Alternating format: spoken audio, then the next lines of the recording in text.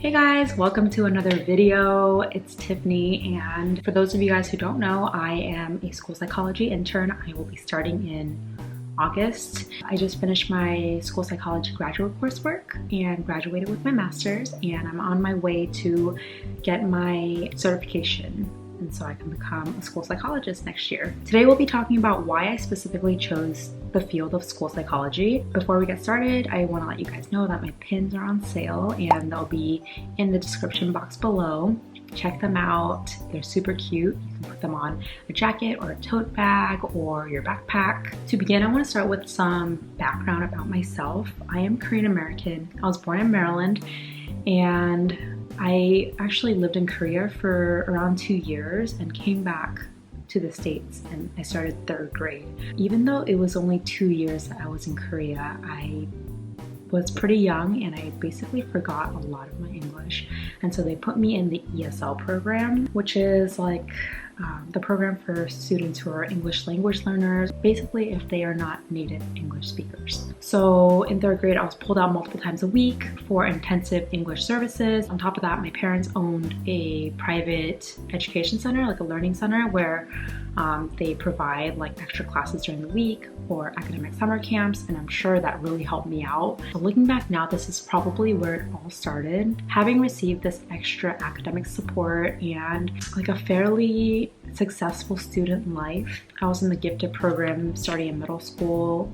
Even though it was kind of hard to get into it because of my English, somehow I persevered and I was placed into the gifted program. I also took a lot of AP classes and I participated in a ton of extracurricular activities. So having been through all of this, I really want to make sure that all children, all students get the same support and opportunities that I received. If there's one thing that I could improve or change, it would probably be the amount of social emotional support that I received as an ELL student, or I guess students that are not on like the normal path. Like, it would have been nice to get explicitly taught coping skills or social skills as someone who's different, because I found it kind of difficult to make friends. There were some discriminatory comments, and kind of like how to cope with that and how to make friends. That would have been really helpful. And then also just increased discussion about inclusion, diversity, different cultures. I think that would have also fostered a better environment for students that are different, a diverse classroom. So I totally went off on a tangent. But starting in high school, I started working at my parents' learning center. I started out like teaching art in like 11th grade or something, and then I kind of took on the role of like the program coordinator, where I worked with like the children and the teachers and the parents and the admin, and I worked as like the liaison between everyone, and I really enjoyed that role. And then I went off to college and I didn't know what I wanted to study. I was undecided for a really long time. I tried so many different majors. It's kind of embarrassing. Typical Asian American college student, I was pre-med for a long time. I thought I wanted to go to med school, and I just felt like a lot of pressure from being Asian. So I tried to major in biology. I did pre-med for a long time. I quit that, and then I was like, maybe I'll do poli-sci, maybe I'll become a lawyer, or major in economics. I also tried business. I do have a minor in business. So after that, I found psychology. I took Psych 101 and I was like, this is for me. I find it really interesting, and like I would like to study this. I would be interested in studying this, and that's why I pursued it. I had zero plans for what I was going to do in the future, because what do you do with a bachelor's in psychology? Basically nothing. I mean, you really can't do anything with an undergrad degree in psych. And so I didn't really think or plan far ahead. I just knew like in the moment I needed to find something that I was going to complete. And somehow I completed everything in 4 years and I graduated. So I finally graduate, and I was looking for a full-time job, and I didn't want to fall into that category of college graduates where you find a full-time job that's not related to your degree, even though that's a lot of people and it's totally fine. I just felt like I wanted to tell people off and say, look, like, I actually made my degree really useful. It's related to my job. And on top of that, my degree was really, really expensive because I went to NYU and I paid a lot of money for that piece of paper. And so I wanted to make it worth it. So I landed a full-time job in ABA, which is Applied Behavior Analysis. And like at the time, it just seemed like I hit the jackpot. It was a field related to psychology. They would call me a therapist. I would do like behavior modification or behavior therapy, and I would work with children. Even though like I didn't have any skills in that field, they were willing to train me, and they do like to train people in the field because not a lot of people study that specifically. I think it's been changing over the past few years, but back then, like 2015, not a lot of people knew about it, and people kind of jumped into the field, and the companies will provide training, which is great. So even though I didn't get paid a lot, it felt like a dream job. And so I received training, I was working with children, and I did that for a year, and I got burnt out because it was mentally taxing for me. I just felt like I needed extra supervision and support, and I never received it.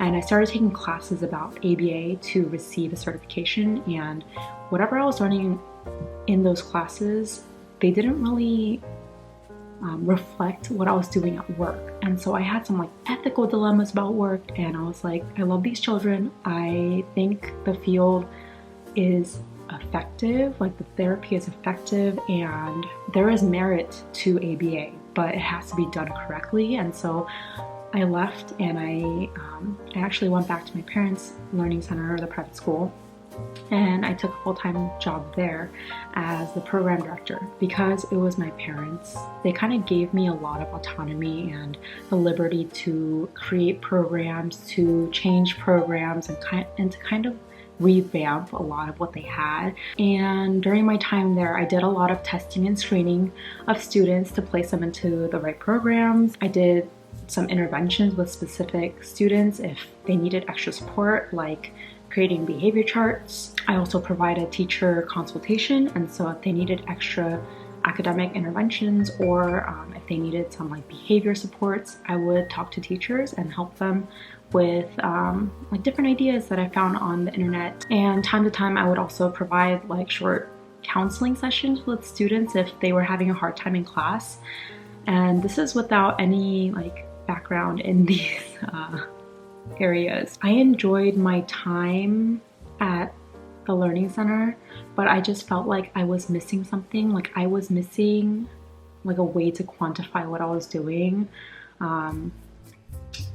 And I felt like I needed like a career. Like this was a good job, but how do I make it into a career? And so I started looking at graduate programs, and then I landed on school psychology.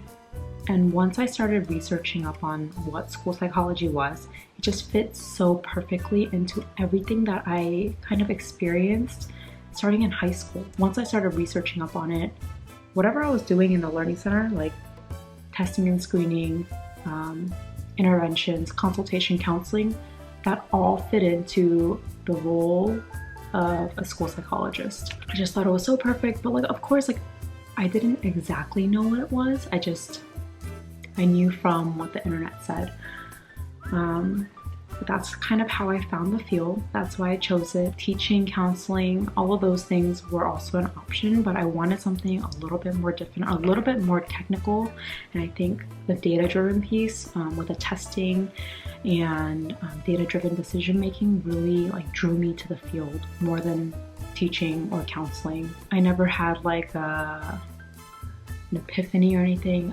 I never even knew school psychologists existed, and that might be the same for you. Or maybe you've worked with a school psychologist. I just didn't even know that school psychologists were a thing. And I wish, like, if I had known that that was a role and something that I could have worked towards, you know, starting in high school or college, I think my journey would have been so different and I wouldn't have felt so lost. And that's why awareness is really important, and you should look into school psychology. We have a huge shortage in the workforce. I think it depends on what county or state you're looking at, but overall, like in general, we have a huge shortage of school psychologists. and you could probably always find a job. Anyways, that is my boring story of how I found the field, but I am super happy with what I've learned so far, what I've seen so far. I think it will be really stressful, but really rewarding, and I can't wait to start working with students and collaborating. We don't know what the school year is going to look like. The county that I'm going to be interning for, it looks like they're moving to like a 2-day-a-week schedule or full virtual, and they're giving parents an option to sign up.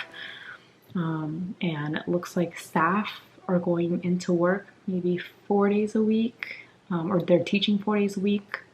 I will keep you guys updated. I think it'll be really interesting to see how different counties and different states run their schools. I'm currently also studying for the praxis, the school psychology praxis, and once I'm done studying, I would love to make a video on how I studied, what materials I got, and how I prepared for the test. So that is a wrap. Thank you guys so much for watching. If you guys enjoyed this video, don't forget to like and subscribe, and let me know how you guys found out about this field. How did you guys find out about school psychology? All right, bye guys.